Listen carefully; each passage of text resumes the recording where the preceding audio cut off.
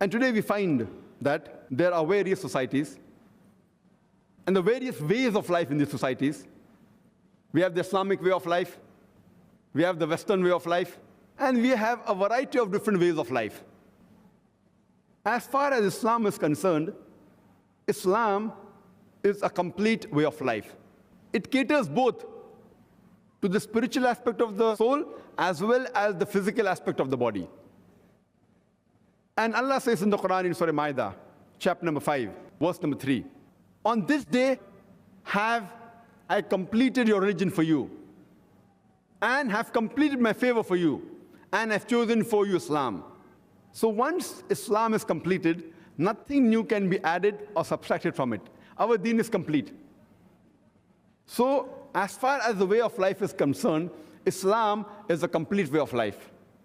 When we mix Islam with the other societies and other ways of life and other cultures, whichever culture we are living in, if that part of the culture is not against the Islamic Sharia, is not against the Quran and the Sahih Hadith, we do not mind following or agreeing with that culture.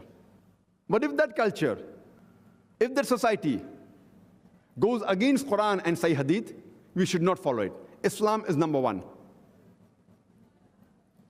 And now we find that many a times while upbringing our children, we have a problem because of the differences in societies and cultures. And we are aware of the Western society, as many of the Muslims, they are living in Western society. And we find that though the Western society, it is advanced in science and technology, but as far as moral values are concerned, they are declining. We find in the Western society that alcoholism is on the increase, drug addiction is on the increase, obscenity is on the increase, adultery is on the increase, rape is on the increase, crime is on the increase. While educating our children, we should see to it that we give them a proper Islamic education.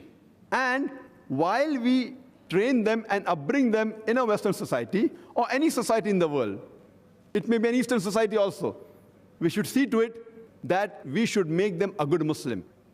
That is, one who submits his will to Allah subhanahu wa ta'ala.